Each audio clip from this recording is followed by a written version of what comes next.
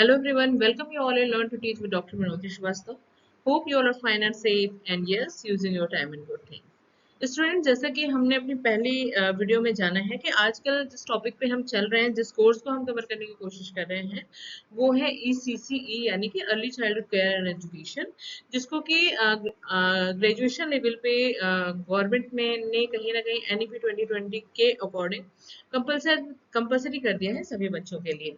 तो हमने ECC के कॉन्सेप्ट को समझा, उसके अंदर growth and development various stages को समझा। आज हम ये जानेंगे कि 5 टाइप्स ऑफ डेवलपमेंट क्या होते हैं under ECCE। Before going on this types of development, मैं ये बता देना चाहती हूँ कि ECCE जो है वो रिस्ट्रिक्टेड है 0 से लेकर 6 ईयर तक के एज के बच्चों के लिए। तो चलिए इस पे आज हम बात करते हैं। तो स्टूडेंट, सबसे पहले हम ये जान लेते हैं the first 8 years of a child's life are truly critical and lay the foundation of life long.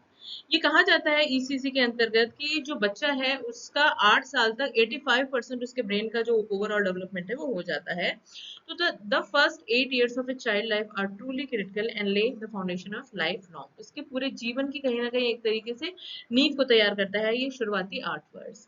Indeed, the pace of brain development in these years is more rapid than at any other stages of the person's life. और ये जो stage होती है, इस age में बच्चे के जो ब्रेन का डेवलपमेंट है वो बहुत ही तीव्र गति से होता है। न्यूरोसाइंस कहता है कि आगे नहीं कि 85% of an individual brain development occurs by the age of 6। जब बच्चा पैदा होता है तब से लेके 6 वर्ष तक का जब बच्चा होता है तो उसके ब्रेन का 85% जो डेवलपमेंट है वो हो जाता है। तभी कहीं ना कहीं ECC को कंपलसरी किया गया है और ये कोशिश की जा रही है 0 से लेकर 6 साल तक के बच्चों पे हमें विशेष रूप से ध्यान देना है। स्टूडेंट्स, अब क्योंकि हमने ये जान लिया कि 85% बच्चे का डेवलपमेंट होता है, तो अब हम ये भी जान लेते हैं कि 5 टाइप्स ऑफ डेवलपमेंट क्या है जो कि सीधे उस बच्चे के 0 से 6 ईयर को इफेक्ट करता है। तो there are 5 types of development जो कि हमें इस एज में देखने को मिलता है। सबसे पहला जो डेवलपमेंट है वो है कॉग्निटिव डेवलपमेंट, जिसे कि हम कह सकते हैं power to solve the problem, जिससे कि बच्चा समस्याओं को सुलझाने की कोशिश करता है इस डेवलपमेंट में। दूसरा है social and emotional development, how to interact with other. बच्चा ये सीखता है कि हमें दूसरों से कैसे बात करना है, कैसे बिहेवियर करना है।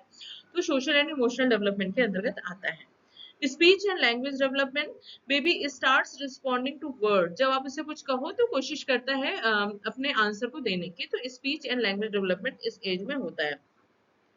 Fine motor skill development, growth जो nervous system and muscular system, आप कह सकते हो सेल्स जो है बच्चे की वो डेवलप होती है और कहीं ना कहीं वो गतिकीय क्रियाओं में ज्यादा इंटरेस्ट लेता है और ग्रॉस से लेके फाइन मोटर तक के उसका जो डेवलपमेंट है वो ओवरऑल हमें देखने को मिलता है इस एज में।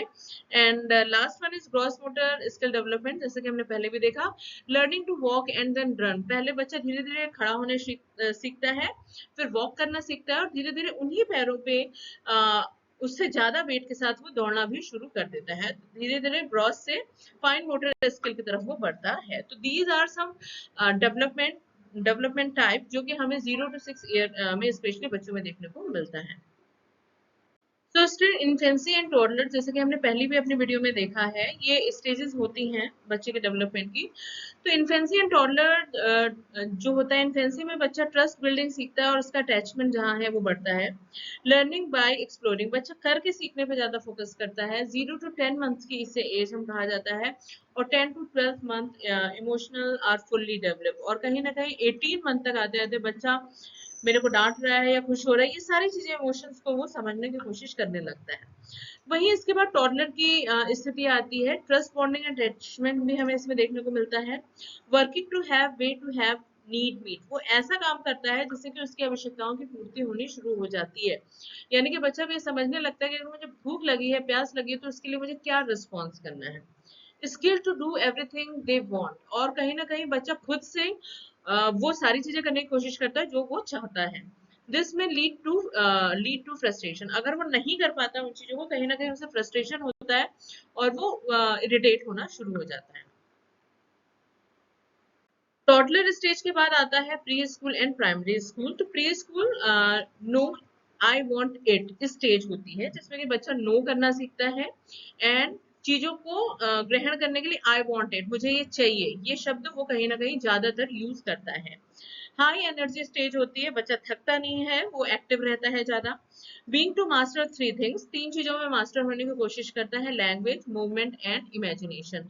कल्पनाएं उसकी बढ़ती हैं, इमेजिनेशन, मूवमेंट करता है, प्रतिक्रियाएं करता है, और भाषाओं में भी वो अपने आप को मास्टर दिखाने की कोशिश करता है। कॉपी एवरीथिंग यू डू, जो भी आप करोगे उसको कहीं ना कहीं कोशिश करता है वो कॉपी करने की। तो ये प्री स्कूल की स्टेज होती है, लर्न थ्रू रिपीटिशन, और बार बार ऑब्जर्व करके, रिपीट करके वो चीजों को सीखने की कोशिश करता है। देन उसके बाद आती है प्राइमरी स्कूल की स्टेज, जिसमें कि बिल्डिंग कॉन्फिडेंस। इस स्टेज में बच्चा अपने कॉन्फिडेंस को बिल्ड करता है। More responsibility and independency at school and home, बच्चा जो होता है कहीं ना कहीं जिम्मेदारी लेने की उसमें एक ललक होती है, वो चाहत होती है कि जिम्मेदारी मुझे दी जाए। एंड इंडिपेंडेंसी होती है एट स्कूल एंड होम, और घर पे तथा स्कूल में वो स्वतंत्रता के साथ रहने की कोशिश करता है, मतलब उसे ज्यादा डिस्टरबेंस पसंद नहीं होती है। Frequently fall in and out of friendship, friendship जल्दी जल्दी होती है और जल्दी जल्दी गिर भी जाती है। तो कहीं ना कहीं ये चीजें किसी को किसी का बिहेवियर पसंद नहीं आया तो दोस्ती खत्म, किसी को किसी का बिहेवियर पसंद आया तो दोस्ती शुरू। तो ये frequently fall in and out होता रहता है इस स्टेज में। अब हम बात कर लेते हैं ईसीसी के चाइल्ड डेवलपमेंट की लास्ट स्टेज, जिसे कि हम एडोलसेंस भी कह सकते हैं। कहीं ना कहीं बच्चा अब थोड़ा मैच्योरिटी की तरफ बढ़ जाता है। हु एम आई, वो अपने आप की अपनी पहचान को ढूंढता है कि मैं कौन हूँ, मेरा खुद का क्या अस्तित्व है। डेवलपिंग आइडेंटिटी, वो अपनी पहचान बनाने की कोशिश करता है। Separate from parents, parents are the background, parents जो होते हैं वो बैकग्राउंड में होते हैं। लाइक कभी वो इमोशनली बहुत ही ज्यादा वीक फील करता है तब वो मिलता है, या बहुत हैप्पी होता है तब वो मिलता है, लेकिन वो बैकग्राउंड में होते हैं, वो अपने से खुद काम करने की कोशिश करता है।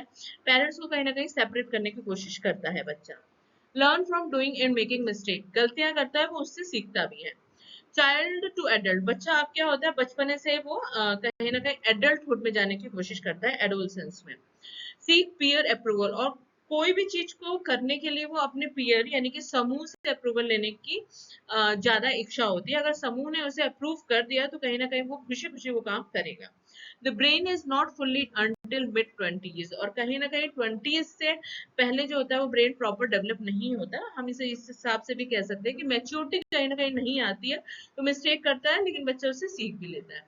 तो दीज आर 5 स्टेजेस जो कि आज की वीडियो में हमने कवर किया। आई होप स्टूडेंट आपको ये 5 types of development under ECCE समझ में आया होगा।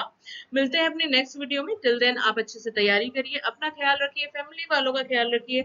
और अगर आपको ईसीसीई या बीएड के किसी भी टॉपिक पे या बीए के किसी भी टॉपिक में कोई भी डाउट है तो आप उसे मेरे से क्वेश्चन करके कमेंट बॉक्स में क्लियर कर सकते हैं। मिलते हैं अपने नेक्स्ट वीडियो में। Till then you take care yourself, bye.